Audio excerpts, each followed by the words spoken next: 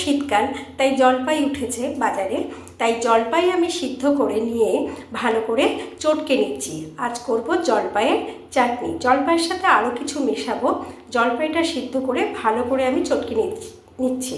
দানাটা অনেকে ফেলে দিতে পারো, আবার নাও দিতে পারো। আমি ফেলিনি দানাটা রেখেই দিয়েছি।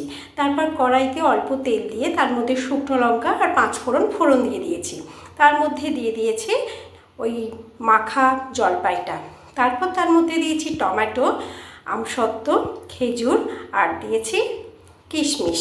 দিয়ে ভালো করে নেড়ে নিতে হবে, ভালো করে মিক্স করে নিতে হবে যাতে সব কিছু মিশে যায় একসাথে।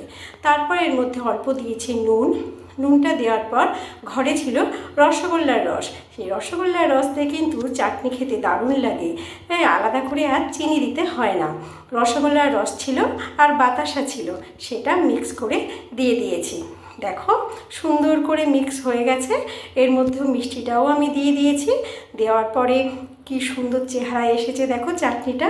এই চাটনিটা প্রতিদিনের পাতে যদি ভাতের সাথে খাওয়া হয় খুবই ভালো লাগবে। অনেকে রুটির সাথেও পছন্দ করে। তবে ভাতের শেষে চাটনি আহা অসাধারণ।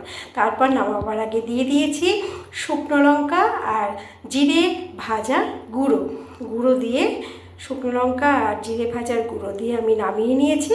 দেখো কেমন হয়েছে। আমার তো ভালো হয়েছে, তোমরাও করে দেখো। টাটা।